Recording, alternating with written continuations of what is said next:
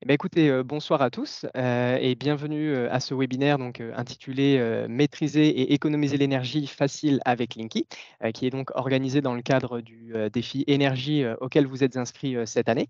Alors pour ceux du coup, peut-être parmi vous, qui ne m'auraient jamais vu, donc moi c'est Vincent Debloc, l'animateur du défi énergie et donc c'est moi qui envoie, voilà, régulièrement tous les emails pour vous tenir informés des actualités, des ateliers, du défi. Voilà, si vous ne m'aviez jamais vu en vrai, c'est l'occasion.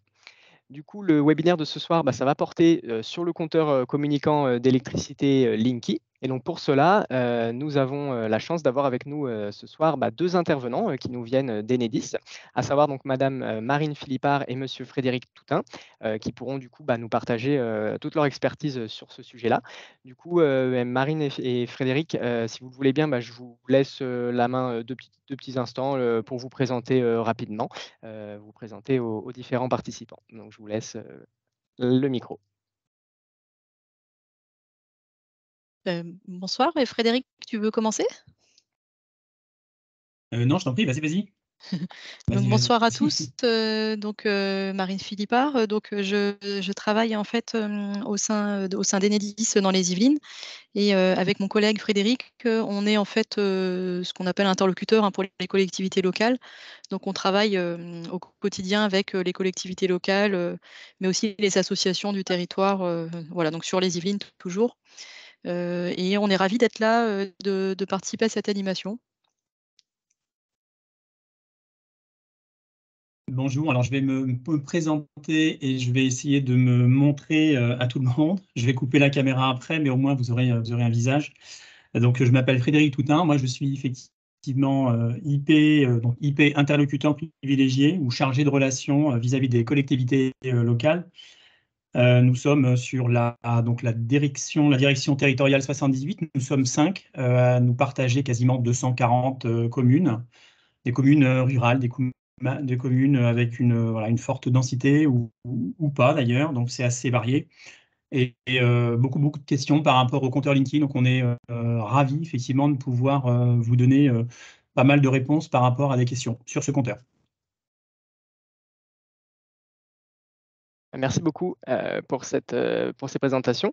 Alors, dans l'idée, c'est que ce webinaire, ce soir, ça va durer environ on a un créneau d'1 h 30 globalement devant nous et comme je vous disais, il est enregistré donc pour que le replay soit disponible, à tous les participants.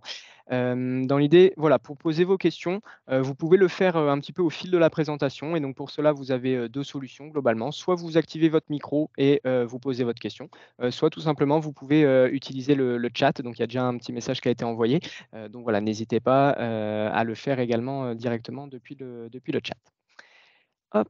Alors, on va voir un petit peu maintenant le déroulé du webinaire, plus en particulier. Donc globalement, ça va se, découper un petit peu en 3 parties. Donc les 2 premières parties qui vont être présentées, par, Marine, et Frédéric, qui vont donc, concerner globalement, voilà, présenter, Enedis, le recontextualiser, le compteur Linky bien évidemment, toutes ses fonctionnalités et donc notamment la possibilité, voilà, de se créer le compte Enedis, de voir toutes les fonctionnalités, les applications, concrètes, hein, dans l'usage de ce compteur pour, bien, observer, et maîtriser ses consommations, d'électricité.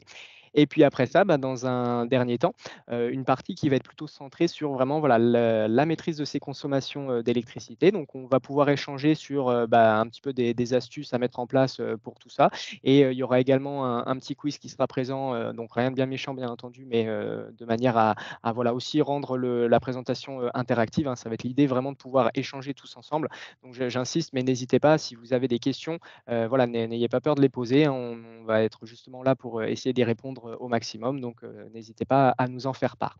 Et donc à la fin, il y aura également un petit temps d'échange. Vous pouvez aussi garder vos questions pour la fin si vous préférez. C'est vraiment vous qui décidez. Donc voilà un petit peu pour le déroulé de la soirée. Donc ce que je propose, c'est qu'on démarre, sans plus attendre et du coup, dans un premier temps, alors, Marine et Frédéric, dites-moi à qui je laisse la main, mais, je m'occupe de défiler les diapos. Écoute, on va pas se marcher dessus, on va parler effectivement chacun à notre tour et puis on apportera des précisions sur chaque slide de toute façon, donc il n'y a pas de souci. Donc, du coup, vas-y, Marine, si tu veux, Ouais. et puis je vais compléter après. Donc là, c'était vraiment en préambule pour rappeler ce que c'est finalement en France, je dirais le chemin de l'électricité, c'est assez complexe à comprendre et c'est important quand même de bien avoir en tête les différents acteurs. Donc, on vous a remis là sur la diapositive les acteurs principaux. Donc, on a vraiment ce qu'on appelle la production. Donc là, avec toutes les énergies dont vous avez entendu parler, que ce soit des énergies d'origine, je dirais, renouvelable comme l'hydraulique, l'éolien ou le solaire, l'énergie nucléaire. Donc vraiment tout type d'énergie qui sont des activités en concurrence. Après, on bascule sur des activités, je dirais, de transport, donc RTE pour le transport à très haute tension. Et donc derrière, on va passer sur des activités donc de distribution. Donc c'est là où Enedis se situe. Donc RTE, Enedis, c'est des activités dites régulées, avec un monopole, quasi-monopole sur l'Hexagone. Et donc Enedis, nous, notre rôle, ça va être d'abaisser la tension électrique pour vous amener l'électricité, je dirais, chez tout à chacun. Et donc, voilà, en gros, notre rôle, ça va être de raccorder les nouveaux projets de toutes les nouvelles demandes de raccordement, par exemple un branchement pour une maison. On modernise, on exploite aussi le réseau pour qu'il y ait un réseau de qualité sur tout le territoire. On est ce qu'on appelle un petit peu les pompiers d'électricité, donc on assure le dépannage du réseau en tout temps. Et donc en lien avec l'activité d'aujourd'hui, on est sur des nouveaux enjeux. On va accompagner l'essor de la mobilité électrique, par exemple. On va intégrer les énergies renouvelables et quelque chose de très important aujourd'hui qui est l'objectif d'aller vers plus de sobriété énergétique. Et donc pour ça, d'avoir une meilleure compréhension de sa consommation, notamment au travers des données disponibles par le compteur communicant Linky. La dernière Ouais. brique Pardon, Frédéric, si tu veux. Non, mais c'était juste effectivement bien faire le distinguo entre le distributeur, où est-ce que ça parle à tout le monde, le distributeur Enedis. C'est vrai qu'on n'a pas encore entamé on va dire la discussion entre distributeur, fournisseur et la dernière brique. Je me mets un petit peu en avant par rapport à ça. Marine, effectivement, le fournisseur d'électricité, EDF, effectivement, est un fournisseur, on va dire, parmi tant d'autres, hein. Et c'est ce qui nous différencie, effectivement, par rapport à, on va dire, à la maison mère, par rapport à EDF, puisque le distributeur, alors EDF est un fournisseur d'électricité, et Enedis, en fait, a le monopole, effectivement, donc, du réseau. D'accord? Ça, faut bien faire la part des choses.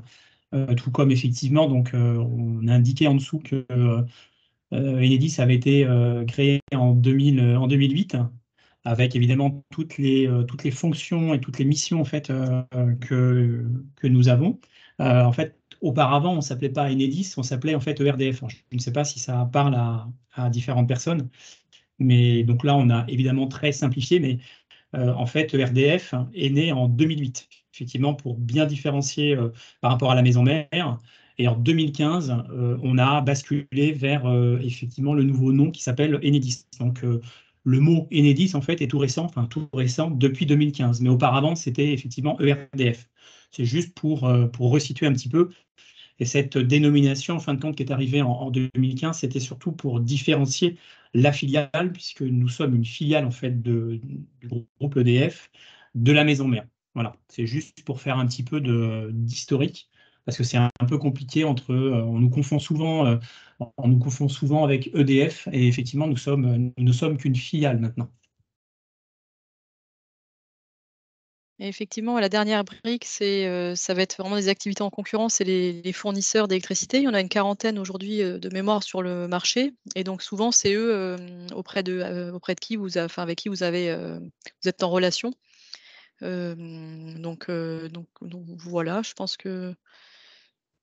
Ouais, on ne va pas rajouter plus. Effectivement, la quarantaine de fournisseurs varie très rapidement, on va dire. Pour avoir la liste, vous allez sur le site de la CRE, la Commission de régulation de l'énergie, et là, vous aurez l'entièreté en fait, donc, des fournisseurs auxquels vous pouvez effectivement souscrire un contrat. Donc, on enchaîne avec donc tout savoir sur Linky, le fameux compteur Linky. Qui a commencé à être déployé en 2014 et qui est, on va dire à partir de maintenant, complètement déployé, on va dire, sur un déploiement en masse. Donc, ça veut dire que quasiment tout le monde, on est à plus de 90% dans certaines régions, donc dispose d'un compteur Linky. Il existe encore quelques poches où il y a encore des compteurs qui sont soit inaccessibles ou pour certains qui malheureusement ne pourront pas pour le moment bénéficier d'un compteur Linky. Il y a certaines régions sur le territoire qui effectivement ont des difficultés, mais on peut dire que quasiment maintenant le compteur Linky est rentré dans tous les foyers. On va vous faire une présentation générale sur le compteur. La courbe de charge, qu'est-ce que c'est qu'une courbe de charge? La possibilité donc de créer un compte client via le site institutionnel, et une application que vous pourrez télécharger même ce soir, tout de suite là sur votre téléphone.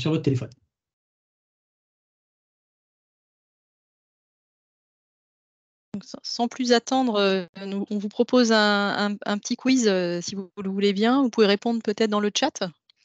Voilà, on a posé la question: que peut m'apporter le compteur Linky? On vous laisse lire, hein, en A, de nouveaux services. B, je peux agir sur ma consommation électrique. C, avoir une facturation, hein, précise ou plus précise. Et dernière possibilité, l'accès à de nouvelles offres fournisseurs, sachant que bien sûr, il peut y avoir plusieurs réponses correctes. Donc, pour ceux qui le souhaitent, n'hésitez pas à participer.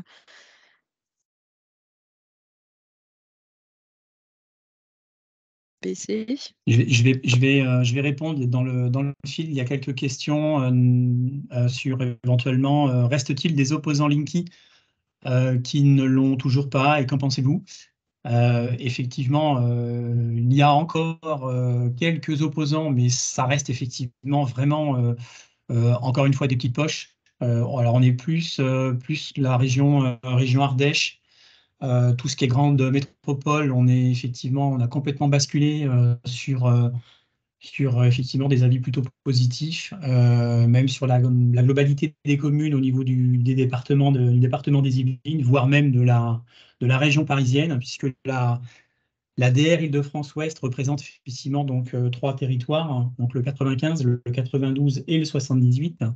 Et sur la totalité donc des communes de ces trois départements, en fait, toutes les communes évidemment ont adhéré, les premières évidemment, au déploiement du compteur. Et il y a quasiment, voire même il y a aucun refus en fait de compteur Linky. Ça reste vraiment très très marginal. Alors, il y en a encore. Après, qu'est-ce qu'on en pense? De toute façon, chacun est libre effectivement de donner son avis, hein. On le voit avec l'activité et la situation actuelle que l'on connaît. En revanche, on va pas rentrer dans le détail, mais la configuration en fait d'une installation en fait de compteurs Linky, c'est-à-dire que tous les compteurs sont reliés les uns aux autres. En fait, les informations vont pouvoir transiter en fait et vont revenir via nos postes de distribution et via nos concentrateurs pour récupérer effectivement nos données qui sont codées au travers des compteurs donc de tout le monde dans un secteur. Donc après, malheureusement, bon, on y reviendra un peu plus tard, mais du coup, vous le verrez que à la fin, effectivement, pour le moment, bah, les compteurs sont plus relevés, effectivement, on va dire, de façon manuelle, si je puis dire. Maintenant, tout se fait automatiquement. Donc, du coup, c'est effectivement, on va dire, un handicap pour les personnes qui n'ont pas, évidemment, de compteur Linky. Et on le verra au travers de la facturation aussi. On verra évidemment les avantages du compteur.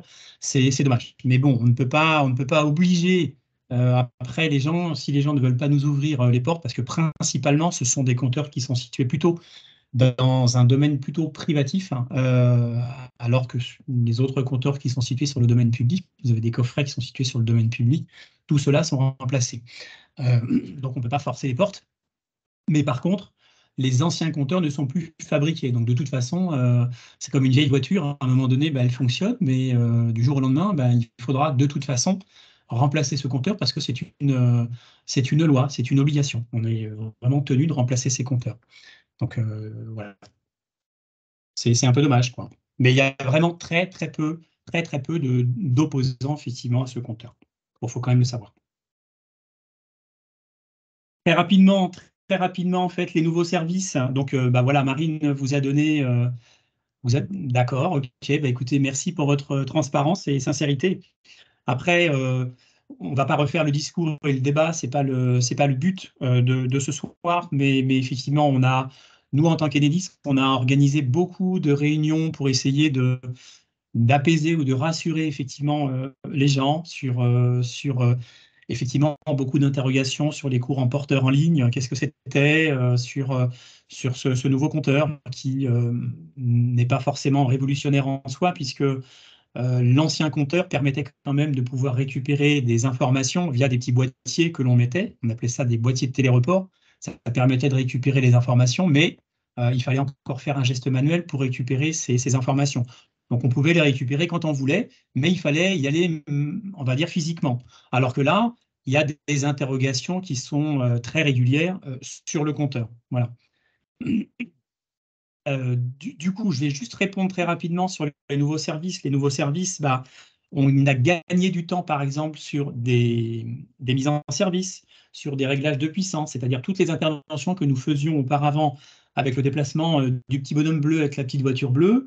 On a gagné effectivement donc on va dire en rejet vers l'atmosphère.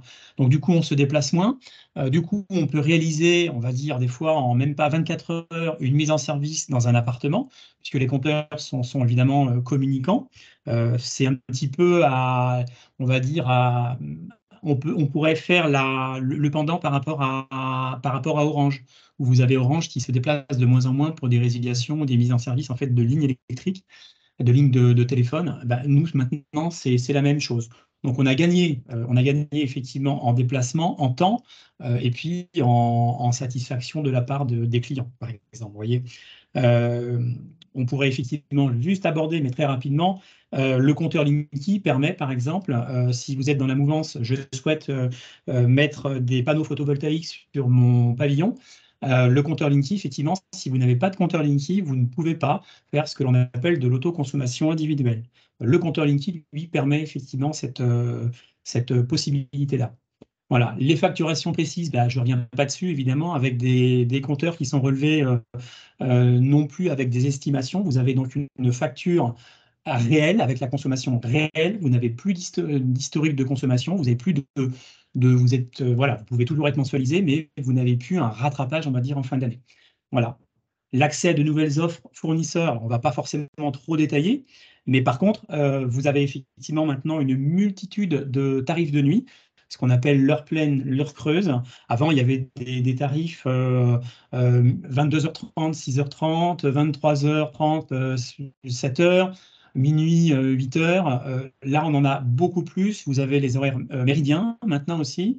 Avant, ça n'existait pas. Vous avez vraiment sur quasiment des pas de 30 minutes la nuit. Vous pouvez effectivement avoir des cadencements hyper précis suivant effectivement les habitudes que vous avez prises donc dans vos habitations. Ça, c'est maintenant une sacrée révolution sur les offres fournisseurs. On n'était pas aussi, les fournisseurs n'étaient pas autant équipés.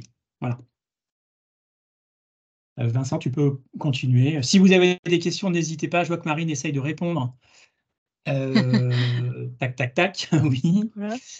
Du coup, est-ce qu'on a répondu à tout? Est-ce que Linky peut-il contribuer à l'équilibre du réseau? Bien sûr que oui. Oui, oui, évidemment. Ça nous permet, nous, de pouvoir effectivement. Nous, on interroge effectivement, comment dirais-je, le réseau à distance au travers du compteur Linky. On peut détecter effectivement, on va dire, des sur- ou sous-tensions. Ou effectivement des pointes qui peuvent être conséquentes au niveau des postes de distribution. Donc oui, oui, oui, ça, il n'y a pas de souci, ça nous aide fortement. On peut, avec Linky, on peut effectivement faire comme l'a dit Marine, des diagnostics effectivement en amont parce on peut déceler en fait des faiblesses.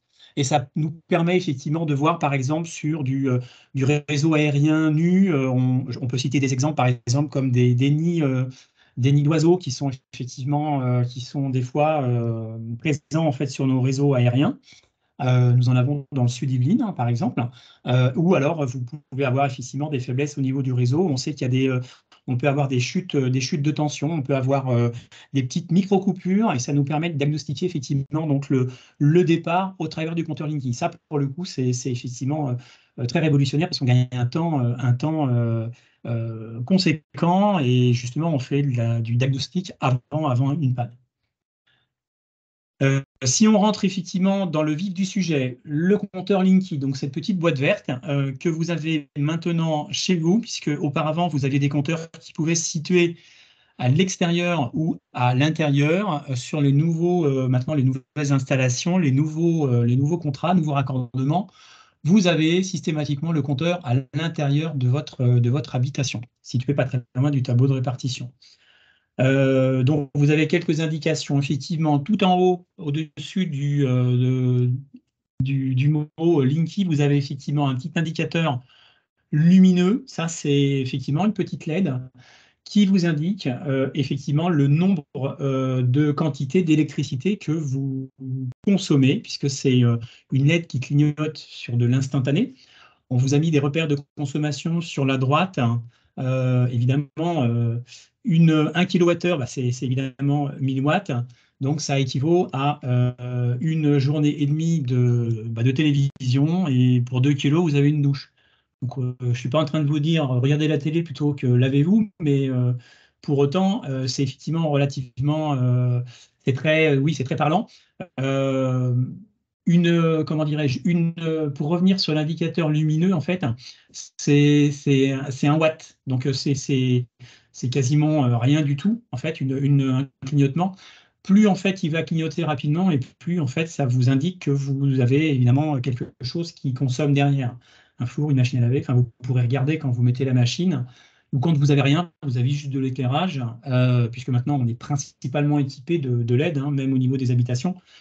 Vous vous rendrez compte que la LED clignote vraiment très lentement. Voilà. Le numéro 2, bah, c'est l'affichage. Donc là, pour le coup, c'est, on va dire, la pièce maîtresse en fait, du compteur.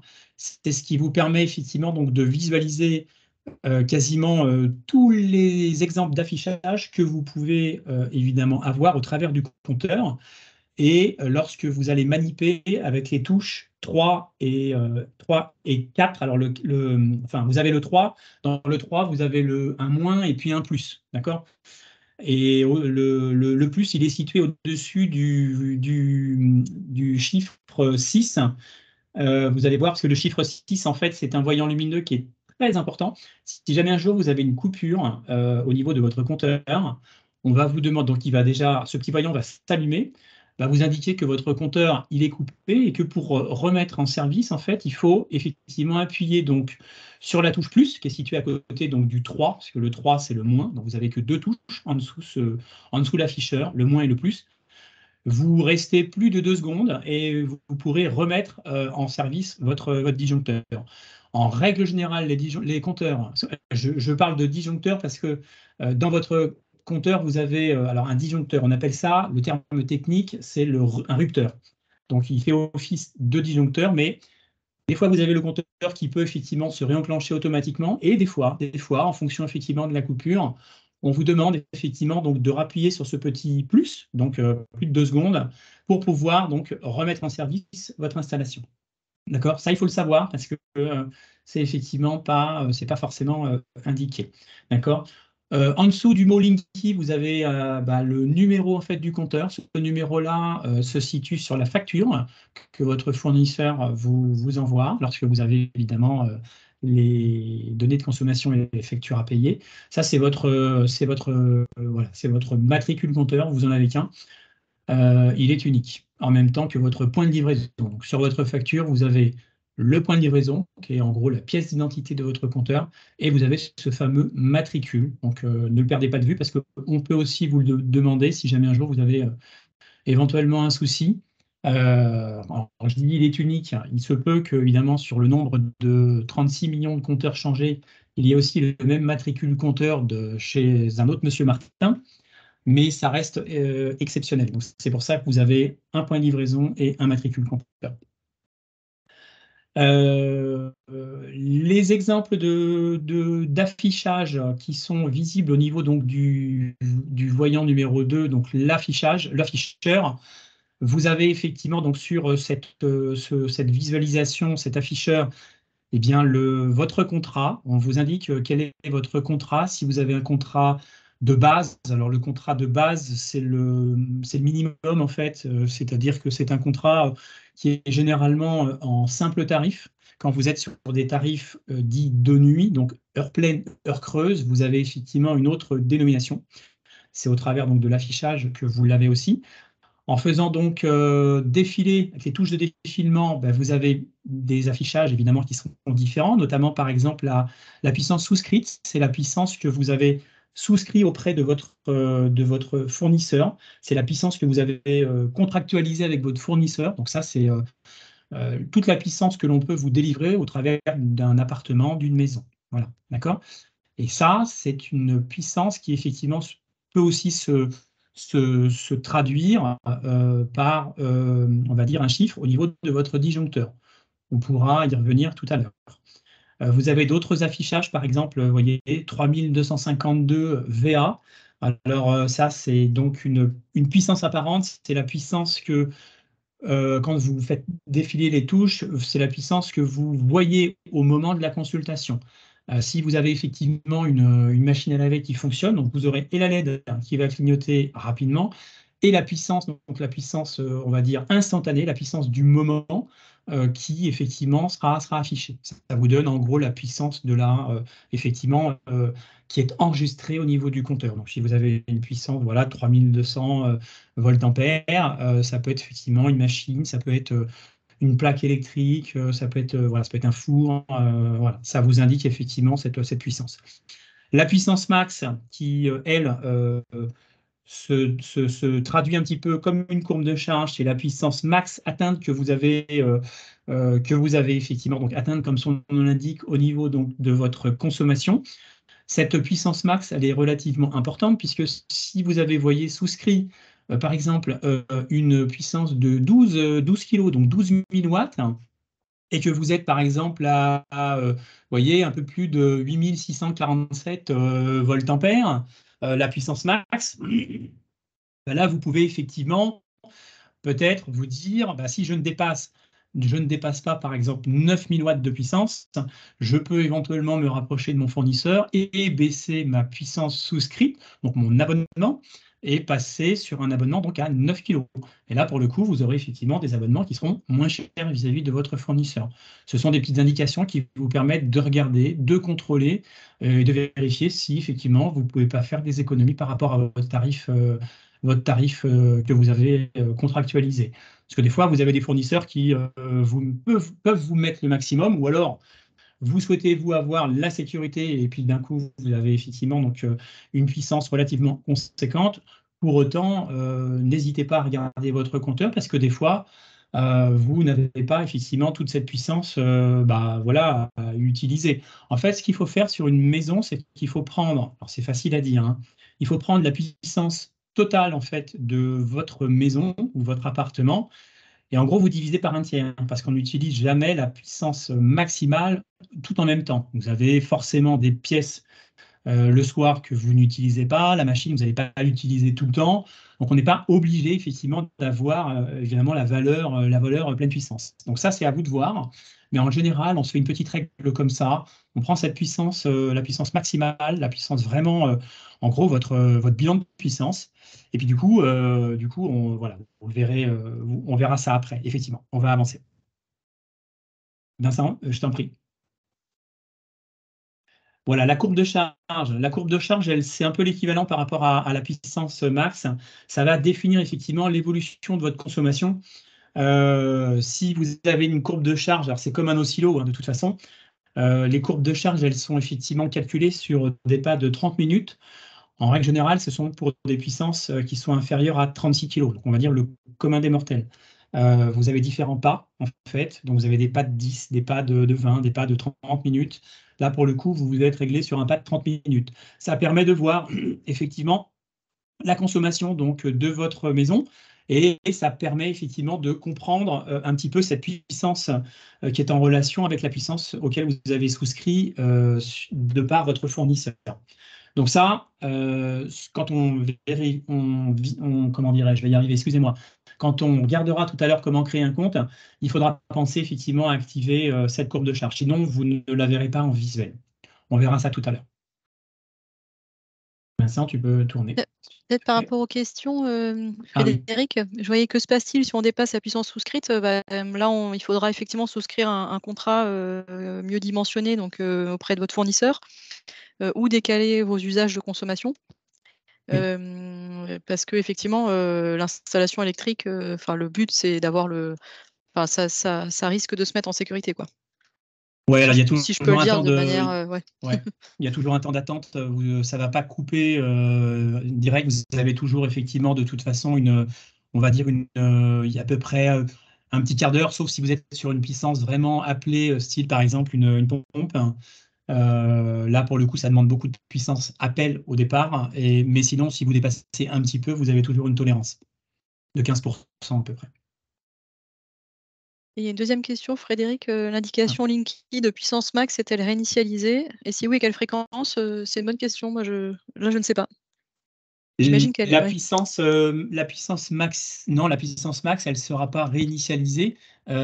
Si vous dépassez, non, parce que, enfin, elle n'est pas réinitialisée. Ah si, C'est-à-dire que réinitialisation à minuit chaque jour, il y a marqué. oui, on Ouais, c'est pour verra ça. à Ouais. chaque fois, vous avez oui, on a un pas de temps de toute façon. Chaque jour, vous avez effectivement de toute façon dans vos consommations, vous avez effectivement, on va dire une mise à zéro, un reset en fait, qui est effectivement.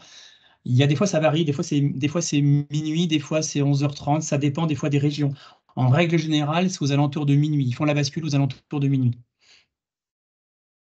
Tout à fait, oui. Bon, bah là, les fonctionnalités du compte, donc on les verra tout à l'heure, c'est effectivement donc l'activation ou la désactivation de la compte de charge. Vous pourrez télécharger effectivement donc vos données de consommation avec pas mal de choses. Vous pourrez faire des comparaisons évidemment de consommation avec d'autres personnes, évidemment avec une surface identique, hein, évidemment. Vous pourrez faire des consommations, des comparaisons de consommation par période, jour, mois, année, semaine. Et puis après, du coup, vous pourrez effectivement, en fonction de votre compteur et puis de votre souscription, pouvoir avoir effectivement des contrats qui sont le plus approchants de vos habitudes. Alors, le compte client, il n'y a aucune obligation à ce que vous ayez un compte client. Vous avez d'ailleurs la possibilité d'avoir un compte client EDF, donc auprès d'un. Enfin, quand je dis EDF, principalement c'est EDF, parce que je sais qu'EDF fait ce compte client. Je ne suis pas certain que d'autres fournisseurs, des fournisseurs un peu moins, on va dire, importants, aient aussi des systèmes donc, de mesure, donc de données de consommation, mais du moins pour le fournisseur historique, vous avez effectivement cette possibilité-là. Nous, le compte client Enedis, en fait, il est propre évidemment par rapport à votre compteur Linky. Ça vous permet, voilà, on ne va pas revenir, mais ça vous permet donc de connaître toutes les données techniques, de revenir sur les puissances souscrites. Vous avez toutes les informations, on va dire, contractuelles qui sont effectivement apparentes au niveau donc, de ce compte. Ça vous permet d'être, sans être un geek, hein, de mesurer vos consommations. Bon, là, on peut le créer instantanément, donc ça, c'est plutôt sympa. Et vous avez effectivement aussi, vous le verrez, quand vous allez naviguer sur votre compte, quand vous l'aurez créé, des conseils, effectivement, donc des petites infos qui sont plutôt utiles vis-à-vis de l'ADEME. Voilà. Pour en revenir au compte, donc pour la création d'un compte, il n'y a rien de plus simple. Vous allez sur le site institutionnel sous Mozilla. Vous tapez enedis.fr et là, pour le coup, vous avez évidemment plusieurs choix. Il faudra choisir que vous êtes un particulier, parce que là, alors je ne sais pas quelles sont les personnes qui sont effectivement présentes, mais là, ce compte client, en fait, c'est un compte qui s'adresse principalement là, plus pour du particulier. Bien sûr, vous avez d'autres comptes clients qui pourront s'approprier des comptes collectivités, des comptes entreprises, mais pour autant, pour un compte particulier, effectivement, là, moi, je vous fais l'exemple pour un compte particulier. Donc, vous allez vous inscrire, effectivement, vous allez sur le site enedis.fr, vous tapez je suis un particulier, et là, il va vous demander un mot de passe. Vous allez renseigner comme pour n'importe quel site. Et là, ce que l'on vous a effectivement donc capturé, c'est quand vous avez créé votre compte client. D'accord? Donc là, vous êtes, donc on vous dit bienvenue sur votre compte client. Donc évidemment, pour un compte particulier, vous pouvez avoir, là il y a un compteur associé évidemment à ce compte, mais si vous avez plusieurs comptes, parce que vous avez des particuliers qui peuvent avoir plusieurs comptes, vous pouvez évidemment avoir plusieurs compteurs associés à ce compte-là. C'est pas la peine de créer plusieurs comptes pour plusieurs compteurs. Vous créez un seul compte et vous pouvez évidemment rapatrier plusieurs compteurs sur ce même compte-là. Voilà. Vous avez des informations sur donc, la gestion donc, de l'accès à vos données. Un petit récapitulatif sur la consommation, vous voyez, des 4 dernières semaines. Une petite info sur votre point de livraison ou PRM. Donc, c'est le numéro qui se trouve non pas sur le compteur, mais sur votre facture. Et puis, vous avez normalement l'adresse et la commune. Voilà. Sur la partie, celle qui a été un petit peu, évidemment, hachurée en blanc, c'est les informations que vous avez. D'accord? Et puis, sur la partie gauche, vous voyez, vous avez l'accueil. Donc là, on est évidemment sur la page d'accueil. Après, vous pourrez vous balader quand vous aurez créé votre compte au niveau du compteur. Vous pourrez suivre vos mesures. Alors c'est là que vous pourrez évidemment donc, récupérer pas mal d'infos et on verra au travers des captures que vous pourrez faire. Et puis la gestion donc, de l'accès à mes données, c'est des choses que vous pouvez faire tout de suite pour autoriser ou pas le partage de données. Alors ça peut être le partage de données vis-à-vis d'un autre particulier, mais ça peut être le partage de données vis-à-vis de votre fournisseur. Ça, vous êtes libre, évidemment, de donner cette autorisation ou pas. Si vous ne la donnez pas, personne ne peut avoir accès à vos données. Il n'y a que vous, d'accord? Sachant que c'est monsieur Le Couvet, effectivement, qui était un petit peu, on va dire, interrogatif sur peut-être les données. Hein, je ne sais pas, c'était peut-être des interrogations.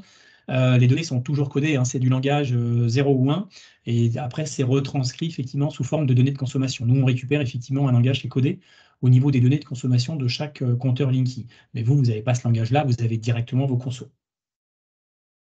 Vincent, effectivement, slide suivant.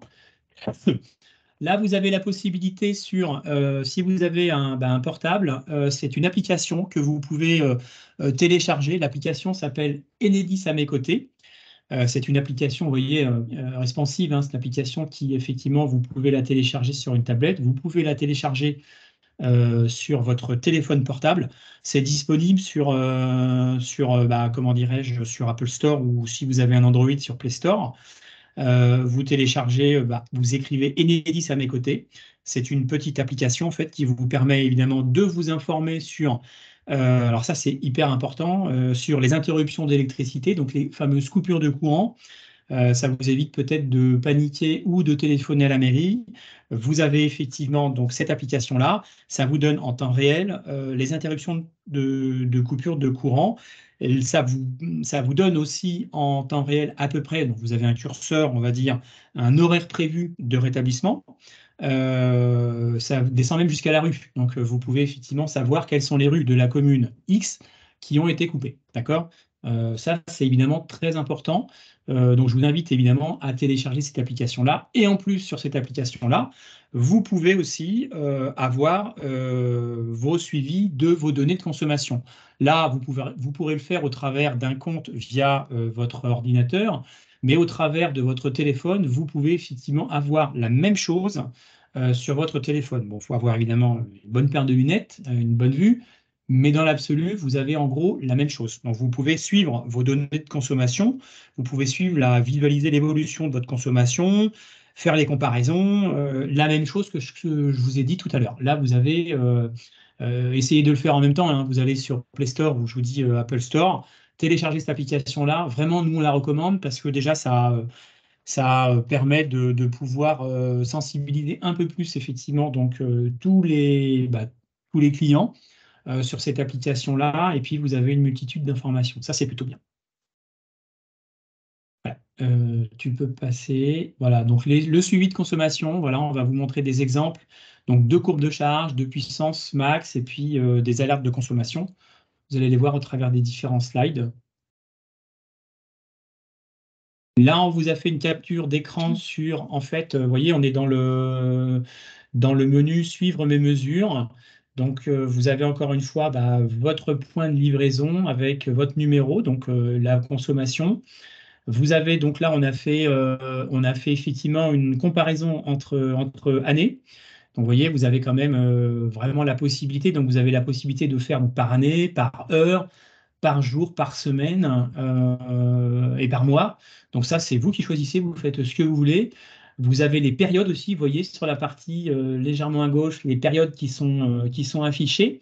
Donc ça, vous pouvez choisir celle que vous voulez.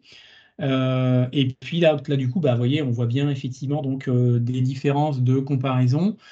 Si vous avez fait des efforts ou pas, ou si vous êtes, après, vous pouvez toujours avoir fait des efforts et cependant avoir la même consommation. Vous voyez. Donc là, on voit bien qu'il y a quand même une petite différence entre 2021 et 2022. Bon, l'année en cours, évidemment, elle est pas terminée, mais pour le moment, ça vous permet au moins de visualiser effectivement cette consommation. Donc là, vous ne Ouais, pouvez et... pas. Oui. Vas-y, ouais, non, vas-y, finis. Moi, j'avais Non, juste là, deux précisions à, à apporter, mais vous ne pouvez pas effectivement cliquer, alors s'il y avait des questions, vous ne pouvez pas cliquer sur, par exemple, l'année et vous aurez effectivement, on va dire, les 12 mois représentés. Il faut aller à chaque fois, effectivement, donc dans l'affichage, vous sélectionnez le mois et vous pourrez effectivement donc avoir une variante sur les mois. Vous pourrez faire des comparaisons comme ça. Et vous pouvez, voyez, en dessous, vous avez la possibilité effectivement donc de télécharger vos données. Vous pouvez faire des exports.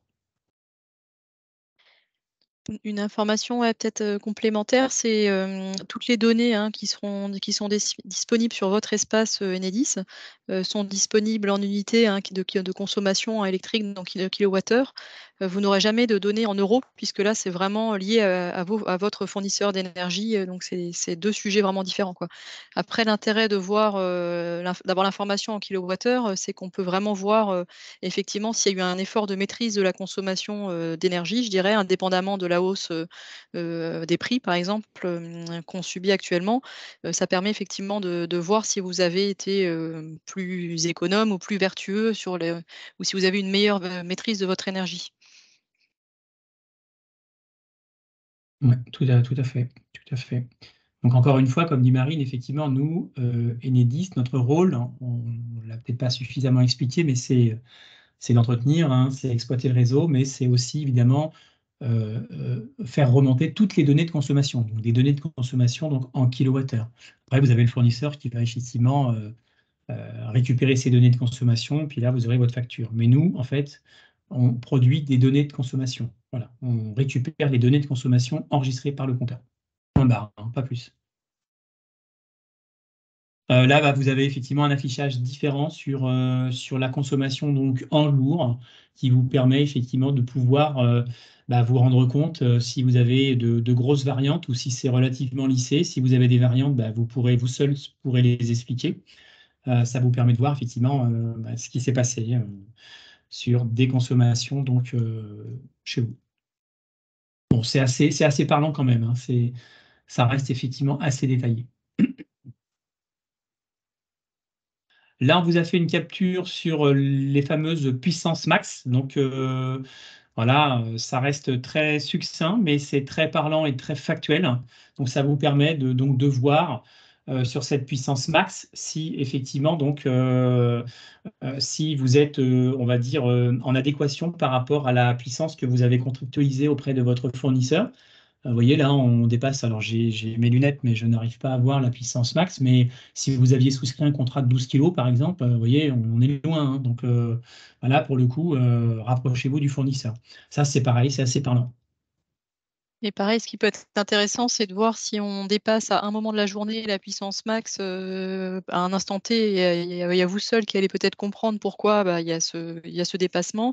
Et donc peut-être que c'est aussi intéressant de décaler un usage justement en décalant par exemple l'utilisation d'un appareil ou que sais-je quoi. Et pour effectivement adapter le contrat auprès de votre fournisseur.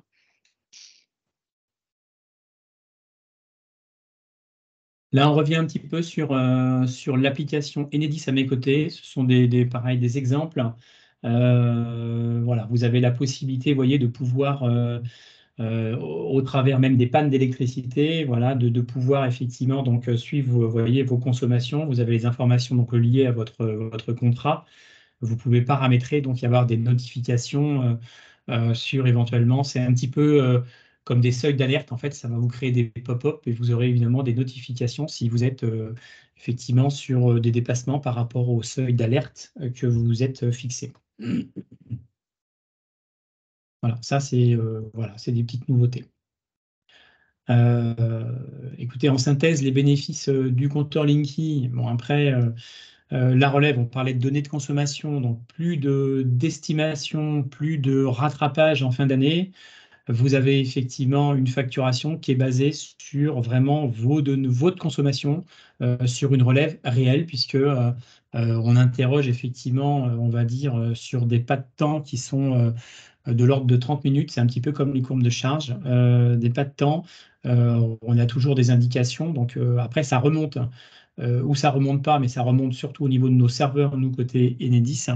Mais côté EDF, effectivement, ça remonte seulement une fois par mois pour avoir ces données de consommation.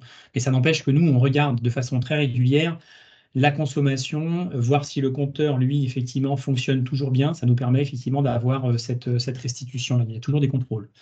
Bon, vous, ça vous permet donc de suivre les consommations au travers, évidemment, du compte client.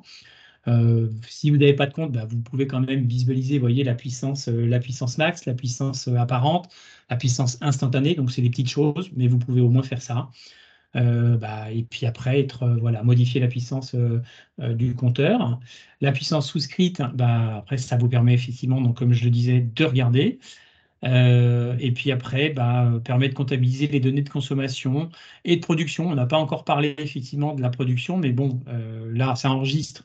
Le compteur Linky, lui, fait les deux, hein. Il enregistre des données de consommation et ou de production. Si vous êtes effectivement petit producteur, il y en a qui peuvent l'être, on enregistre aussi des données de production. Voilà. Bon, là, on vous a mis effectivement 90%, vous voyez, des Français sont équipés de compteurs Linky.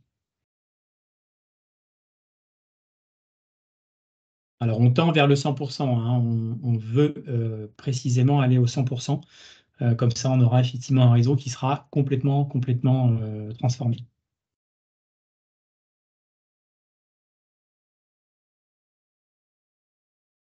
Merci beaucoup, Frédéric et Marine, pour ces 2 premières parties. Donc s'il y a des questions, n'hésitez pas, hein, donc vous avez le chat, vous avez accès à vos micros. Voilà, si vous avez des questions en lien, avec ces 2 premières parties, centrées sur le compteur, le compte client, l'application. Voilà, donc là, je vois une question de, François concernant la courbe de charge. Voilà, la courbe de charge, je pense qu'il est important à avoir en tête, c'est déjà il faut l'activer. Donc c'est à vous de l'activer, dans votre espace, hein, Enedis. Et effectivement, la courbe de charge, elle va vous permettre, donc à vous, d'avoir une vision précise, hein, donc tout au long de la journée. Vous pouvez sélectionner, des périodes plus ou moins précises, pour pouvoir regarder justement à quel moment finalement vous consommez, le plus, quoi. Avec peut-être la possibilité d'essayer de la lisser ou de décaler des usages, comme on le disait, pour être en heure creuse. Donc c'est vraiment, à vous-même, par une bonne analyse de votre courbe de charge, que vous allez pouvoir finalement mieux maîtriser, votre consommation, quoi.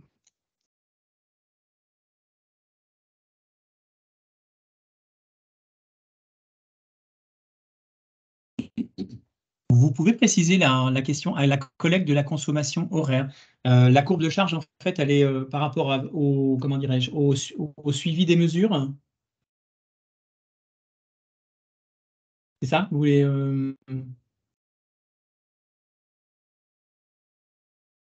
là, je ne comprends pas trop la question. C'est pour la visualisation, en fait, de la courbe de charge? C'est peut-être ça, en fait, que vous voulez dire, monsieur le collègue? Excusez-moi, j'ai coupé mon micro, donc j'ai parlé dans le vide. En fait, c'est juste donc pour activer cette possibilité-là d'avoir la courbe de charge. Alors, sur mon compte Enedis, hein, j'ai vu qu'il y a un endroit, quand on va dans gérer l'accès à mes données, il y a collecte de la consommation horaire, et donc moi, ça n'a pas été activé. D'accord, mais c'est là, ouais, c'est là. C'est là, d'accord, j'active la collecte. Ouais, c'est ça, c'est dans gérer accès à mes données, ouais, tout à fait, c'est là. Alors, vous avez normalement un petit traitement batch parce que je crois que ce n'est pas instantané, la courbe de charge. Mais à partir du moment où vous l'avez, effectivement, là, pour le coup, alors vous l'avez à partir du moment où vous l'activez. Vous ne pourrez pas avoir, on va dire, de l'antériorité dessus. Oui, oui, d'accord. D'accord, merci.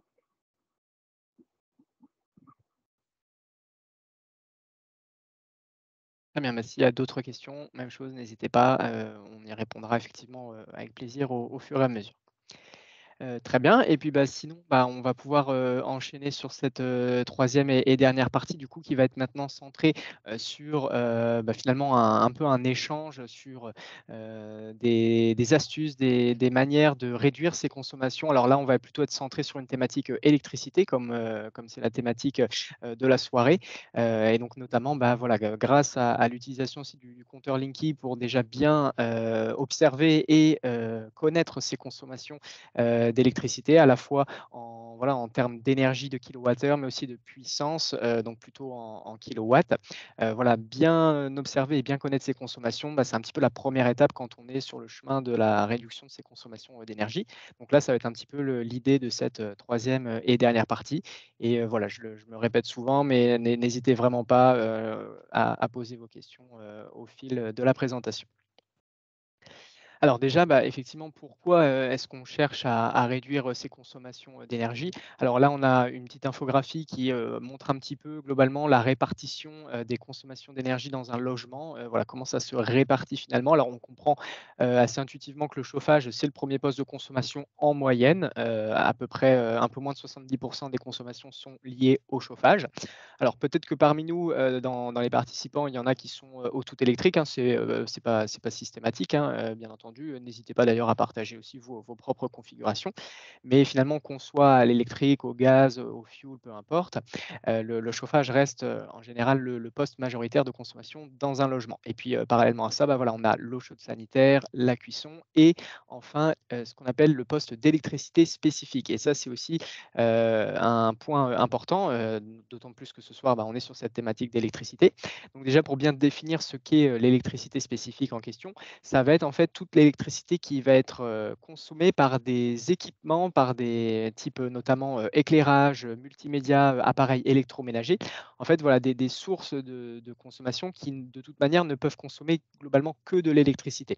C'est pour ça que je précise, le chauffage, par exemple, un chauffage n'est pas forcément que électrique. Ça peut être du chauffage au gaz, ça peut être du chauffage au fioul, et cetera. Donc c'est pour ça que si vous avez, vous, un chauffage électrique, ce sera quand même inclus dans cette partie des 66. Alors que l'éclairage, voilà, on s'éclaire à l'électricité, pardon. Donc ça rejoindra vraiment ce terme, d'électricité, spécifique. Et en fait, ce qui a été observé au fil des dernières années, c'est que ce poste d'électricité spécifique, il a tendance à prendre un petit peu plus d'ampleur, au fur et à mesure. Voilà, c'est un poste qui prend en termes de pourcentage de consommation, du logement. Pourquoi? Parce que globalement, on a tendance à cumuler, en moyenne de plus en plus d'équipements électriques chez soi. On est beaucoup au tout électrique et au tout, connecté notamment. Donc petit à petit, c'est des ajouts de petits appareils qui viennent se cumuler l'un par-dessus l'autre, ce qui fait que ce poste-là d'électricité spécifique, il ne faut pas le négliger parce que ça peut représenter des consommations d'électricité, assez, importantes. Donc voilà, l'enjeu, c'est vraiment de se dire que le logement et l'énergie dans un logement, c'est, un poste de consommation qui est pas négligeable, aussi bien, voilà, en termes de consommation d'énergie et donc derrière, ça se traduit en euros. Alors c'est vrai qu'on parle plutôt en kilowattheures, via, notamment le compte client Enedis, mais, dans l'idée, c'est que, effectivement, derrière, ça se transcrit aussi sur la facture et donc il y a aussi un réel enjeu pour, diminuer les factures énergétiques. Et donc, ce que je disais tout à l'heure, c'est que ce fameux poste d'électricité spécifique, voilà, il prend de l'ampleur, comme on peut le voir, ici, notamment, plus 40 de consommation d'électricité depuis les années, 90 et en moyenne, c'est, 100 appareils, électriques, électroniques, par, foyer. Voilà, d'où l'intérêt de vraiment se poser les questions sur ses consommations et bien les connaître et ça, comme on l'a vu, ça passe aussi par, la la la connaissance de ces, courbes de consommation. Donc ça, c'est assez intéressant. On peut voir vraiment dans la journée à quel instant on a eu un pic de consommation et du coup, essayer de finalement, en menant un peu l'enquête, de retracer à quel équipement ça peut, correspondre. Mais voilà, chez soi, on a tendance à, accumuler beaucoup, beaucoup d'appareils électriques. Hop. Et donc ici, on a, quelques exemples, d'appareils, qui peuvent être, particulièrement, disons, consommateurs. Alors là, ce sont, bien entendu des moyennes, des appareils, il y en a, énormément. Il y a des technologies, des marques, voilà, des appareils de différentes gammes. Donc bien entendu, ça, c'est des moyennes, mais ça peut donner des ordres d'idées, sur les globalement, voilà, un petit peu le podium des appareils qui, à l'année peuvent représenter des consommations, assez importantes. Et puis de toute manière, on y reviendra un petit peu plus tard aussi, au fil de la fin de cette présentation. Mais voilà, il y a des appareils, dont il ne faut pas sous-estimer, le pouvoir de consommation et donc ça nécessite derrière une bonne gestion et voilà, un petit peu une stratégie d'utilisation de ces équipements pour, diminuer leur consommation. Donc voilà, là, on a quelques exemples, à notre disposition. Hop. Alors, comme je vous disais, là, on va enchaîner sur un petit quiz. Alors, il y a 10 questions, rien de bien méchant, bien entendu. Et l'idée, ça va vraiment pas être de compter les points ou d'attribuer des scores quelconques, hein, je vous rassure tout de suite. Ça va vraiment être d'engager un petit échange aussi et de dynamiser la fin de cette présentation.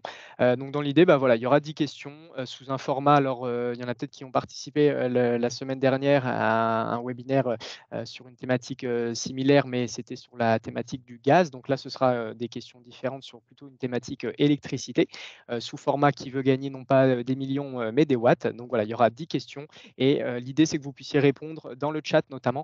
À chaque fois, ça va être des questions sous format choix multiples A, B ou C. Donc vous pourrez répondre, vous pourrez répondre tranquillement dans le chat directement.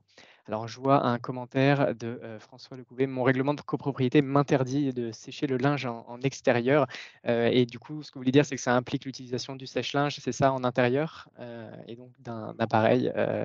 Ouais, alors en fait, pour moi, non, parce que j'ai un grenier, donc je peux mettre au grenier, mais c'est vrai que l'été, je préférerais mettre dehors et je sais que d'autres personnes utilisent un sèche-linge, hein, bien sûr.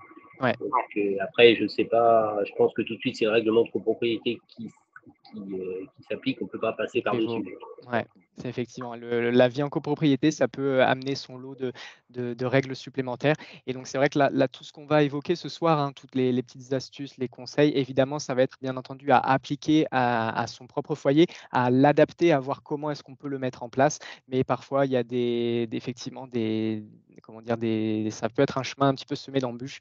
Donc, l'idée, c'est d'essayer de voir un petit peu qu'est-ce que l'on peut faire, qu'est-ce que l'on veut faire et voilà, de mettre en place toutes ces astuces-là au fur et à mesure. Mais merci pour ce partage d'expérience.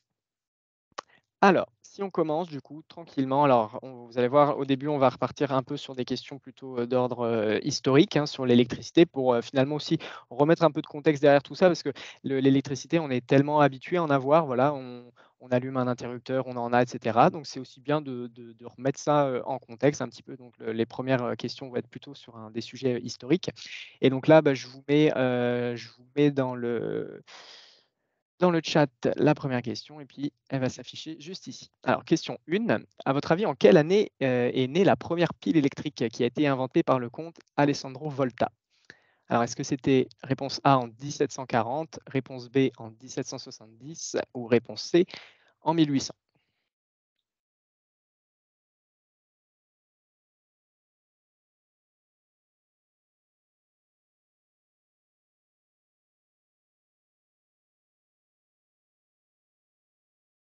Alors pour l'instant, on a un peu de A, un peu de B, du C, OK.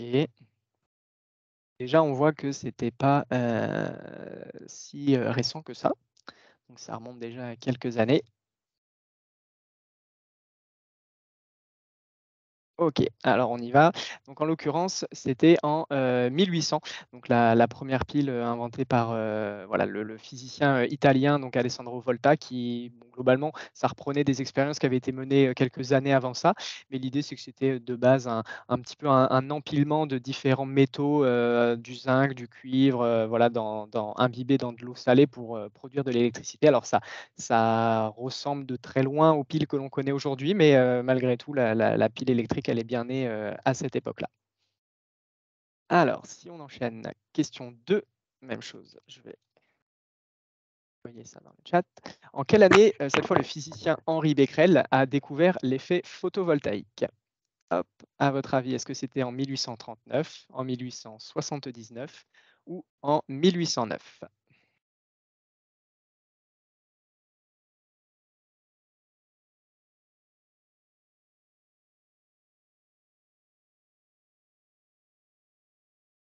Alors, on a du B, on a du C. Un peu de B encore. Et la même chose, on peut aussi se rendre compte voilà, que le photovoltaïque, alors c'est un sujet qui est assez, disons, présent aujourd'hui hein, dans l'actualité, hein, les installations voilà, de centrales photovoltaïques, de panneaux photovoltaïques sur les toitures de maisons privées, mais on voit que vraiment voilà, ça remonte quand même aussi à une certaine époque, la découverte de l'effet photovoltaïque. Et donc, en l'occurrence, c'était la réponse A en 1839. Donc, voilà, pour redéfinir aussi l'effet photovoltaïque, globalement, qu'est-ce que ça veut dire? En fait, c'est la capacité de certains matériaux, alors c'est des matériaux qu'on appelle semi-conducteurs, et en fait, des matériaux qui, lorsqu'ils reçoivent du rayonnement solaire, bah, ils ont la propriété de pouvoir générer de l'électricité. Alors, c'est une définition très simplifiée, mais c'est un peu ça l'idée. Et donc, les matériaux semi-conducteurs, on retrouve notamment le silicium qui est principalement employé aujourd'hui pour la fabrication donc, de panneaux solaires photovoltaïques. Mais voilà, c'est vraiment ça le principe du photovoltaïque, c'est produire de l'électricité à partir d'un rayonnement solaire. Et donc ça, c'est des matériaux qui ont cette capacité-là. Je précise donc photovoltaïque parce qu'aujourd'hui, on retrouve également un autre type de panneaux solaires, notamment les panneaux solaires thermiques. Et les panneaux solaires thermiques, eux, ils n'ont pas du tout pour vocation de produire de l'électricité. Eux, ils vont produire plutôt de la chaleur. En fait, sous le panneau solaire thermique, on a globalement des tuyaux où circule ce qu'on appelle un liquide caloporteur, en fait, qui aura des propriétés de pouvoir transporter de la chaleur réceptionnée par le rayonnement du soleil. Mais c'est vraiment deux types de panneaux solaires différents qui n'ont pas la même vocation. Et donc le photovoltaïque, c'est vraiment pour cette partie électricité. OK. Alors on enchaîne. Question 3. Cette fois-là, on revient un peu plus dans l'actualité. Donc en 2022, il y a eu 445 TWh d'électricité produits en France. À votre avis, c'était quoi la source principale de production de ces 445 TWh? Hop. Est-ce que c'était réponse A, le nucléaire, réponse B, l'hydraulique ou réponse C, l'éolien? Et alors j'en profite, j'ai cru voir un commentaire. J'essaie de regarder, mais normalement vous devriez avoir la concordance. Oh oui, c'était donc Frédéric, pardon, je n'avais pas vu. C'était par rapport au commentaire de M. Tanguy d'Olivet. On pourra y revenir éventuellement juste après cette question-là, si vous le voulez. Donc là, on a du A, du C, du A. Hop.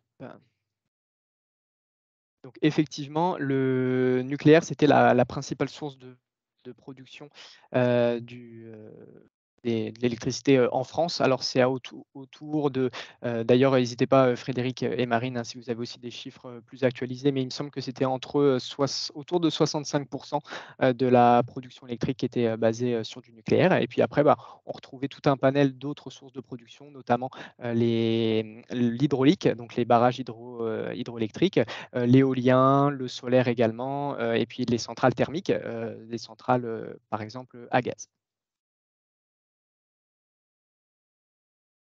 Alors, je vois des commentaires. J'ai des panneaux photovoltaïques. Le chiffre de production n'est pas le même sur mes panneaux et sur mon Linky. Est-ce normal? Alors, sur le compteur Linky, là, peut-être Frédéric ou Marine, on a il y a des informations qui s'affichent sur le compte Enedis ou directement sur le compteur Linky, sur la production. On peut retrouver cette information-là? Du coup, alors je reprends la parole. Le chiffre de production, donc c'est votre production en valeur crête que vous avez en fait, ou c'est uniquement une indication sur une valeur de production pour chaque panneau? Parce qu'en fait, nous, on va récupérer la consommation réelle. Donc, vous avez certainement un affichage avec une puissance qui peut être délivrée par des panneaux photovoltaïques, mais il y a des fois, vous n'êtes pas forcément au maximum en fonction effectivement on va dire du rayonnement, en fonction du rendement fait par rapport à la luminosité. Donc, vous pouvez peut-être avoir des variantes par rapport à la production que vous pourriez avoir par rapport à un panneau. C'est peut-être ça Bah, vous prenez la ouais, parole, c'est peut-être mieux. Pour préciser, effectivement, la puissance crête, en Mmh. général, c'est noté kW avec un petit c, KWC pour dire crête. Et ça, c'est effectivement la puissance maximum qui peut être atteinte par l'ensemble des panneaux, mais qui, en général, cette puissance crête, elle est rarement atteinte finalement, parce que ça nécessite des conditions d'ensoleillement optimales avec une inclinaison, etc. Dans l'idée, c'est que souvent, ça, voilà, on peut dire, bah, j'ai une installation voilà, de 3 kW crête, par exemple, ça c'est une installation assez fréquente. Mais c'est différent de la production, effectivement, et de la consommation instantanée. Donc je ne sais pas si c'est, ou alors est-ce que les panneaux sont équipés d'un appareil qui permette d'indiquer la production en instantané? C'est là où j'ai un petit doute par rapport à la question. Et du coup, ouais, pas de possibilité de prendre la parole. Donc les panneaux, ouais, ont un petit équipement qui, bah, ce que je propose sinon, c'est qu'on prenne le temps d'échanger de tout ça, peut-être sur la fin du webinaire. On pourra effectivement échanger un petit peu plus en détail, là-dessus. On reviendra juste après. Ouais, OK, d'accord. Alors, si on poursuit, donc toujours, bah, voilà, on parlait justement un peu de photovoltaïque. Donc, à nouveau en 2022, sur les chiffres de production 2022, à votre avis, le photovoltaïque, ça a représenté, quelle part finalement de la production d'électricité française? Est-ce que c'est donc A 5 1,5 ou 3,5?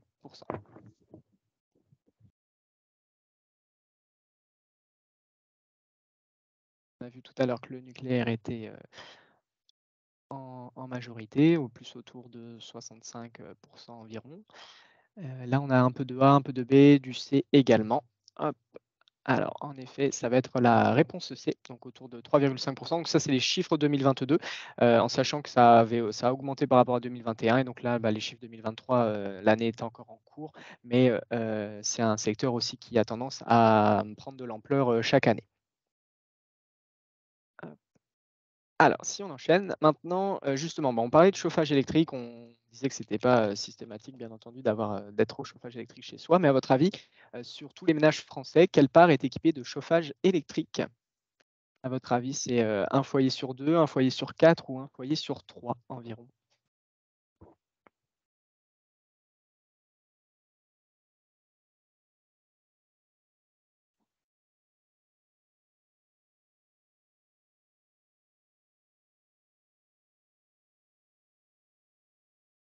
Alors, pour l'instant, on a 2 réponses C. Est-ce qu'il y en a d'autres qui veulent tenter?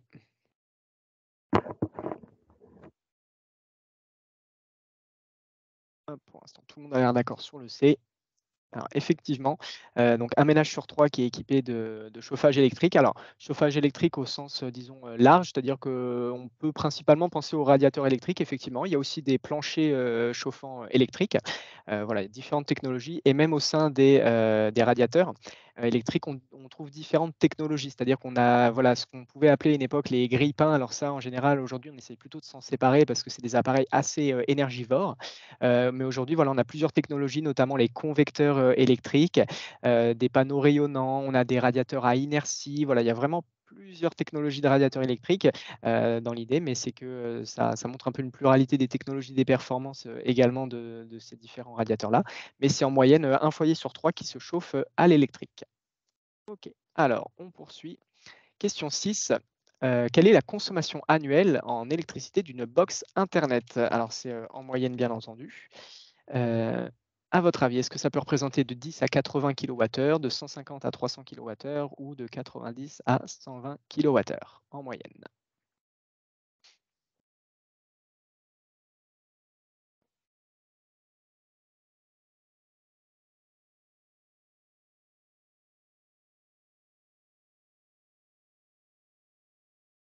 Alors on a un petit peu de tout, du C, du B, du A. Hop. Alors ce sera la réponse B, de 150 à 300 kWh.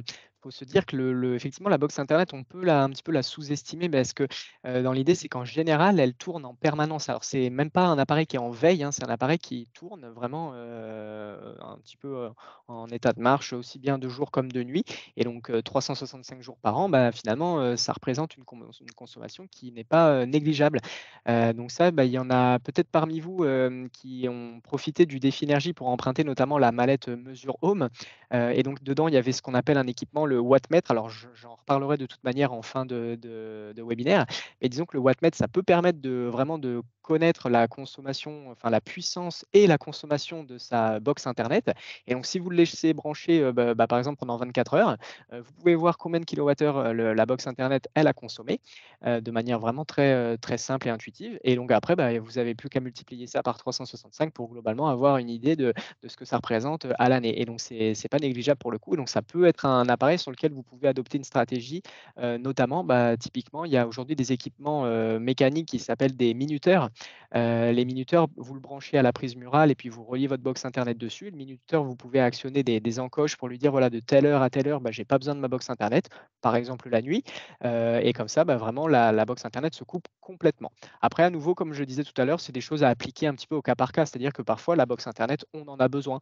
Voilà, la nuit, il y a parfois les systèmes d'alarme qui sont reliés dessus, on ne peut pas forcément la couper, et cetera. Donc à nouveau, hein, tout ça, c'est à appliquer bien sûr, à sa propre situation.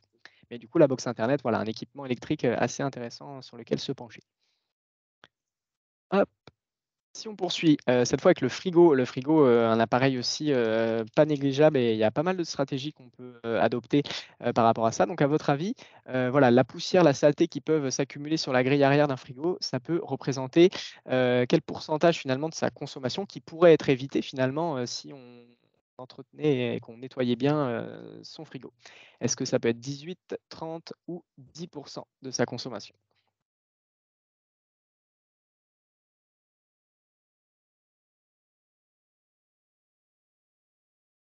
Alors même chose, hein, les frigos, il y a plein de technologies différentes qui existent, ça évolue pas mal, au fil des années. Donc tout ce qui apparaît un petit peu électroménager, vous pouvez aussi regarder les étiquettes énergie maintenant des équipements électroménagers. Voilà, ça va un peu comme, finalement les logements, vous avez peut-être aussi, vu ça, les lettres attribuées au logement. Bah, de la même manière, on a un petit peu ça appliqué aux appareils électroménagers. Donc ça permet de voir le niveau de consommation d'un équipement. Et donc là, en l'occurrence, hop, ça peut être, jusqu'à 30 alors sur un appareil qui aurait accumulé quand même un bon niveau de poussière et de saleté. Mais tout ça pour dire en fait que c'est très important d'entretenir, ces équipements chez soi. Donc le frigo, bah, il y a vraiment plein de stratégies à adopter, sur le fait de le nettoyer, de le dégivrer, de le régler à une bonne température. Tout ça, c'est des actions qui peuvent, optimiser son niveau de consommation. Et même chose, le frigo, réfléchissez aussi à où est-ce qu'il est placé dans votre cuisine. L'idée, c'est qu'il doit être, déjà, alors il ne doit pas être plaqué complètement contre le mur. Il doit être en général, on doit laisser un espace d'environ 10 centimètres autour du frigo, voilà, de manière à pas, obstruer son fonctionnement. Et dans l'idée, c'est qu'il doit aussi être éloigné des sources de chaleur, donc typiquement un four, un radiateur ou même une fenêtre, dans l'idée. Parce qu'en fait, un frigo, hein, ce qu'il faut comprendre, c'est que globalement, c'est bête et méchant un frigo. C'est on lui donne une consigne de température, bah, lui, il va se mettre en route jusqu'à ce que, la température passe en dessous de la consigne. Donc en général, pour un frigo, on parle de 5 degrés, pour un congélateur, on parle de -18 degrés. Bah, le frigo, il se met en route à partir du moment où on dépasse cette température-là et donc forcément, quand on est proche, d'une source de chaleur, bah, ça va tendance à faciliter la hausse de température et donc le frigo doit, combler ça en se mettant en route, un petit peu plus souvent. OK, donc le frigo, pas mal de réflexions à avoir aussi dessus. Ensuite, question 8, là, on va s'intéresser aux, plaques de cuisson, donc les plaques, aux surfaces, par rapport aux surfaces vitrocéramiques, pardon, les plaques par induction, permettent une économie, d'énergie d'environ, hop, alors on a 20 10 30 à votre avis? Donc voilà, les plaques à induction, c'est une technologie, disons, électromagnétique, et donc c'est ça qui doit être compatible notamment avec le type d'équipement que l'on pose, dessus. Contrairement, voilà, disons à la plaque, vitrocéramique où là, on peut la mettre en route même s'il y a rien, sur la plaque, ça va être une résistance en dessous qui chauffe. Donc ça, c'est deux technologies différentes. Et donc, à votre avis, alors là, je vois du C, du A, du C, principalement A et C. Donc, ça va être la réponse A, effectivement. Voilà, 20% en moyenne d'économie d'énergie entre l'induction par rapport à la vitrocéramique. On poursuit. Alors, toujours un peu sur la thématique cuisson. Mettre un couvercle sur une casserole, tout simplement, un geste qui peut paraître vraiment anodin et un petit peu, voilà, tout simple, mais à votre avis, ça peut permettre de réaliser des économies d'énergie de quel ordre? 10, 15 ou 25. Voilà, simplement mettre un couvercle, sur une casserole.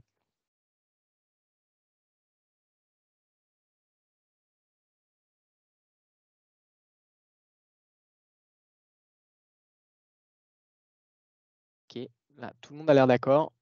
Et effectivement, c'est bien, 25 d'économies d'énergie qui peuvent être réalisées, voilà, vraiment un geste tout bête, mais qui est vraiment efficace, hein. L'idée, c'est à nouveau d'éviter des pertes de chaleur inutiles. Donc on met le couvercle et on peut baisser la puissance, appelée, peu importe le type de plaque qu'on a, hein, finalement, gaz, induction, vitrocéramique et cetera. Mettre le couvercle, ça, c'est applicable pour tout, et ça permet de pouvoir, diminuer la puissance nécessaire, pour la cuisson, des aliments que vous avez mis dans la casserole, tout simplement. Et puis, dernière question, là, on va s'intéresser aux veilles, les veilles qu'on peut avoir dans un logement. À votre avis, voilà, si on faisait un petit peu la chasse à toutes les veilles qu'on avait chez soi, de les couper notamment complètement, ça permettrait de réaliser jusqu'à combien, de pourcentage d'économie d'énergie? Est-ce que c'est 5, 10 ou 15? Donc toutes les veilles, voilà, aujourd'hui, je le disais tout à l'heure, on a, en moyenne, quasiment 100 équipements, électriques, électroniques chez soi. Il y en a beaucoup qui sont en veille, qui sont pas forcément éteints complètement, je pense notamment aux télés. Il y a des télés aujourd'hui qui sont, pour pouvoir les éteindre complètement, il faut les débrancher. Alors on a parlé de la box internet qui parfois n'est même pas, en veille, hein, simplement elle tourne normalement. On peut avoir aussi tout ce qui est, micro-ondes, tout ce qui est, bouilloire ou, cafetière. S'il y a un voyant lumineux, quelque part qui s'affiche, c'est qu'il y a une consommation, électrique quelque part. Le micro-ondes, souvent, il affiche l'heure. Pour afficher l'heure, ça nécessite, une consommation électrique, comme le four d'ailleurs. Voilà, vraiment tous les équipements, peuvent, avoir des veilles qu'on ne soupçonne pas et donc tout ça mis bout à bout, ça peut représenter un potentiel d'économie d'énergie, à aller chercher. Donc là, voilà, on hésite entre C ou B. Ce sera, voilà, le B prend la majorité. Donc effectivement, ça va être la réponse B, 10 d'économie d'énergie. Donc il y a une vraie stratégie à avoir. Et à nouveau, j'en parlerai tout à l'heure, mais un équipement comme le wattmètre, ça peut permettre aussi de repérer des équipements qui seraient en veille. Voilà, on n'est pas sûr. Typiquement, un chargeur, par exemple, un chargeur d'ordinateur, qui est branché, mais l'ordinateur, il n'est pas relié au bout, donc le chargeur, il traîne par terre. Mais est-ce qu'il consomme de l'énergie? On ne sait pas forcément.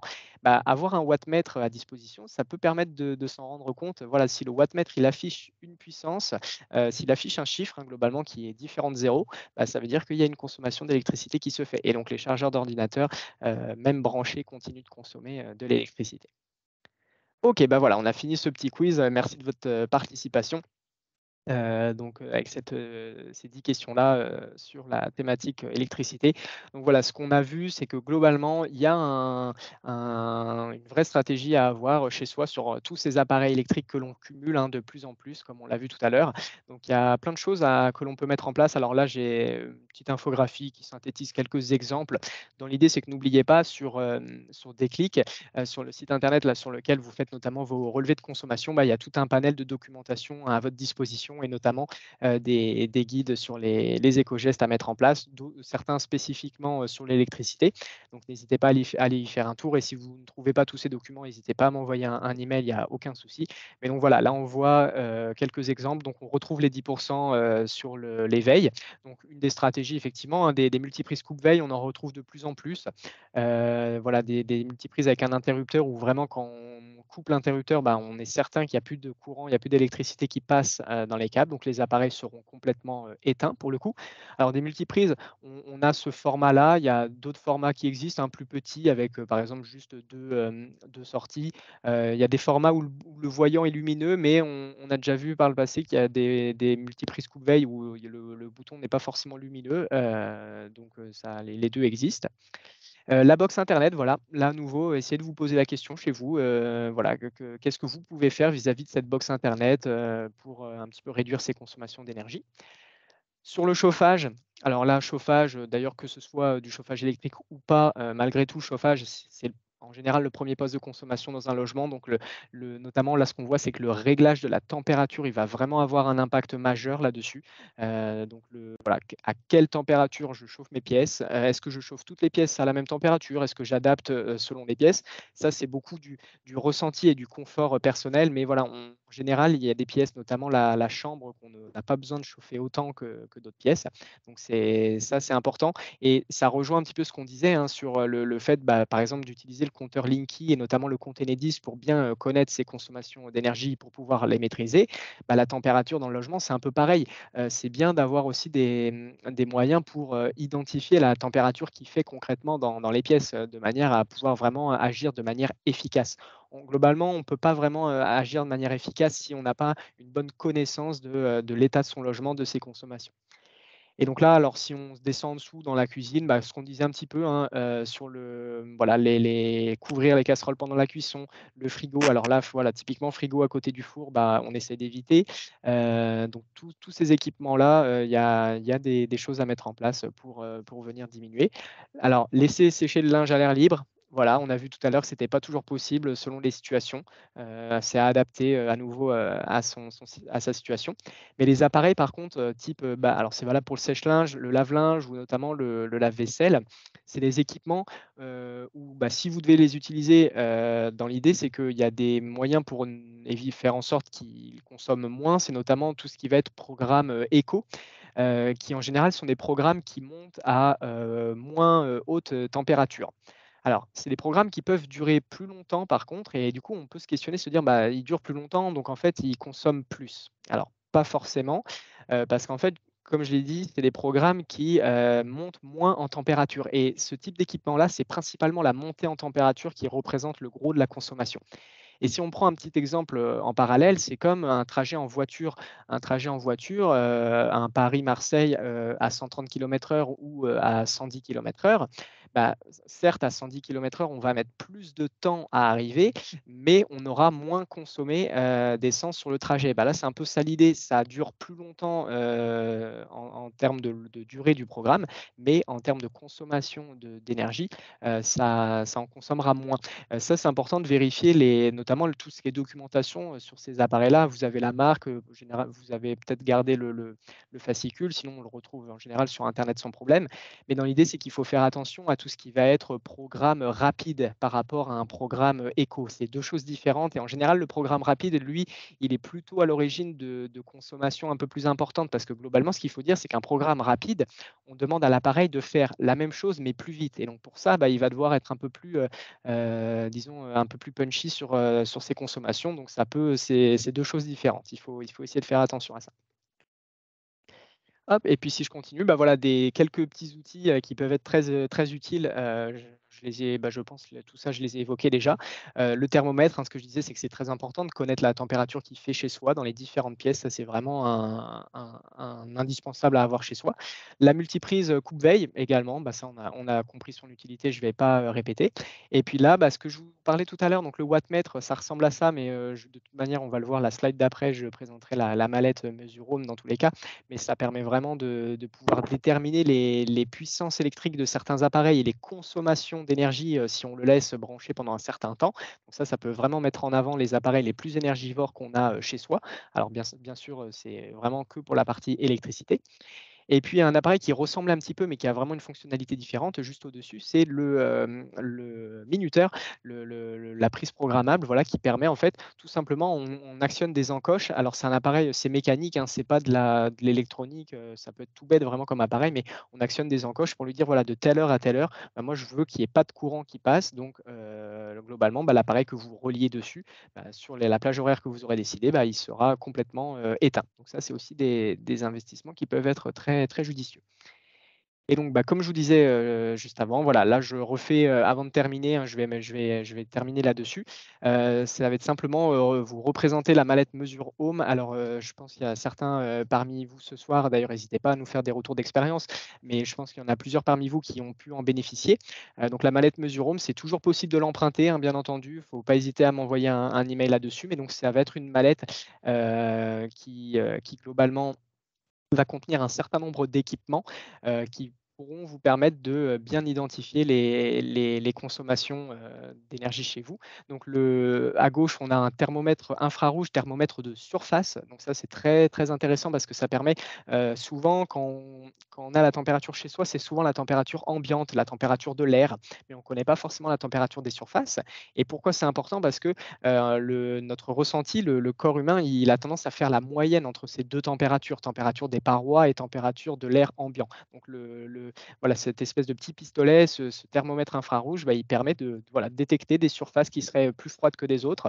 Voilà, des murs, des fenêtres double vitrage ou simple vitrage, des fenêtres où on ferme les rideaux, on ferme les volets ou bien on ouvre tout, etc. Ça peut vraiment permettre de mener un petit peu une enquête dans son logement et de pousser la compréhension un petit peu plus loin. Juste à côté, alors on a un bol débitmètre. Là, c'est vraiment pour mesurer des débits d'eau, donc c'était pas trop la thématique de ce soir, mais malgré tout, c'est vraiment un enjeu important. Donc connaître le débit d'eau qui sort de ces robinets pour voir si globalement on est sur des débits élevés ou pas. Et si oui, est-ce qu'on peut mettre en place notamment des mousseurs pour venir réduire ces débits-là? Juste à côté, en troisième, là, au milieu, on a ce qu'on appelle un moniteur de qualité de l'air. Alors lui, il va donner plusieurs types d'informations, notamment les températures ambiantes cette fois, donc température de l'air à nouveau. Donc comme ça, on a une petite sonde ici qu'on peut faire naviguer dans les différentes pièces du logement. Comme ça, on voit globalement, les chambres, la cave, la salle de bain, le salon, et cetera. À combien est-ce qu'on les chauffe? Donc c'est assez intéressant. Et puis on a aussi une mesure du taux d'humidité. Le taux d'humidité, très important dans un logement. Donc c'est un chiffre en pourcentage et les recommandations, c'est d'être situé entre 40 et 60 en sachant qu'un logement trop humide, c'est plus énergivore aussi pour le chauffer, un logement trop humide. Un logement trop sec, à l'inverse, ça peut être problématique pour des questions de santé, notamment liées à l'asthme. Donc voilà, taux d'humidité, c'est assez important et c'est moins souvent qu'on a chez soi un capteur d'humidité. Donc là, ça peut être l'occasion d'en avoir un pour voir si globalement ça met en avant des valeurs voilà, qui seraient en dehors des recommandations. Et puis, ça mesure aussi le taux de CO2, donc là, un polluant dans l'air à nouveau pour voir si globalement l'air se renouvelle bien chez soi ou pas suffisamment. C'est assez intéressant là-dessus. Juste ici, le wattmètre. Voilà, je ne me répète pas, mais c'est vraiment pour tout ce qui est équipement électrique chez soi. Très utile à ce niveau-là et très simple d'utilisation. Et puis en dernier, le capteur de pollution. Donc lui, c'est à nouveau un peu comme j'ai évoqué avec le CO2, lui, il va mesurer des polluants dans l'air. Alors ça va être d'autres familles de polluants, mais voilà, ça va être un équipement qui va aspirer de l'air pour vous donner des informations. C'est relié à une application mobile sur téléphone, mais ça vous permet de connaître un petit peu l'état de pollution de l'air partout où vous l'emmenez. C'est-à-dire que ça peut être dans votre logement, mais vous pouvez aussi bien sûr faire un tour autour de chez vous si ça vous intéresse. Disons que partout où il va, lui, il va travailler, il va aspirer de l'air et il va faire ses mesures. Donc ça, c'est un outil assez intéressant à avoir, donc n'hésitez pas à en profiter. Si vous ne l'avez pas eu et que vous souhaitez l'avoir, envoyez-moi un message par mail, hein, vous avez tous mon adresse, donc il n'y a aucun souci pour ça, pour que vous puissiez l'emprunter pendant. Alors en général, on parle de 15 jours si vous faites un emprunt en tant que foyer, disons, individuel qui participe au défi, mais ce soir, on a des participants qui sont en équipe, où là, la mallette, elle circule déjà depuis un certain temps parmi tous les participants. Donc ça, c'est vraiment l'idée que tout le monde puisse en profiter. Donc vraiment, n'hésitez pas à m'en faire part. OK et du coup, moi, écoutez, j'arrive à la fin de cette présentation. Donc tout d'abord, un grand merci aussi à Frédéric, et Marine, pour, toute l'expertise qu'ils ont pu nous apporter, sur, notamment l'utilisation du compteur Linky, la création de son compte, Enedis et notamment, l'application mobile à nouveau, comme on a dit, hein, pour vraiment bien connaître, son niveau de consommation, chez soi, ses courbes de charge, la puissance que l'on appelle. C'est vraiment comme je l'ai dit tout à l'heure, on ne peut pas vraiment mettre en œuvre des actions efficaces sans avoir une bonne connaissance, un bon visu sur ses consommations. Donc l'outil, le compteur Linky, il peut être très utile dans ce sens-là. Donc merci encore, Marine et Frédéric pour toute votre expertise sur le sujet. Dans l'idée, c'est que là, on a encore un petit instant pour des questions. Si vous en avez, n'hésitez pas à nous les poser. Donc, on va revenir sur des questions qui avaient été posées précédemment. Moi, je vais simplement arrêter l'enregistrement et puis on va pouvoir passer aux questions-réponses. Donc, je vous remercie encore.